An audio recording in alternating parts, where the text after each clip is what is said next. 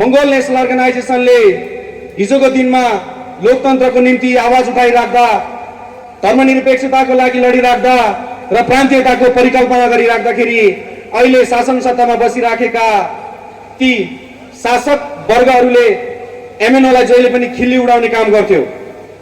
MNO भनेको एउटा जातीय राजनीतिक सङ्गठन हो। एमएनओ भनेको कहिले पनि सत्ता र शक्तिमा पुग्दैन, यसले काल्पनिक कुरा मात्र गर्छ भनेर एक किसिमको खिल्ली उडाउने काम गर्थ्यो।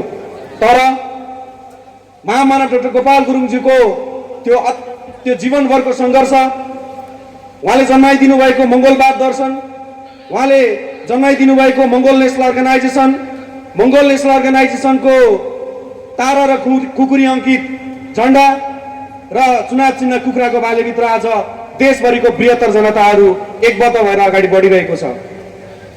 हामी हाम्रो अधिकारहरू, तपाईँ हामीलाई जुन एउटा दासताको जन्जिर बाँधिएको छ, त्यो दासताको जन्जिरलाईबाट मुक्ति दिलाउनको निमित्त महामानव डाक्टर गोपाल गुरुङज्यूले यदि आफ्नो व्यक्तिगत स्वार्थलाई नत्याग्नु भएको भए, शासकहरूबाट पाएको प्रलोभन, विभिन्न पद, लोभ, लालच र पैसामा यदि उहाँ बिक्नु भएको भए सायद आज सिन्धुपाल्चोकमा यो अवस्था आउने थिएन। उहाँले गर्नुभएको त्यो जीवन समर्पण, त्यो बलिदान र त्यो त्यागबाट आज सिन्धुपाल्चोक उठेको छ।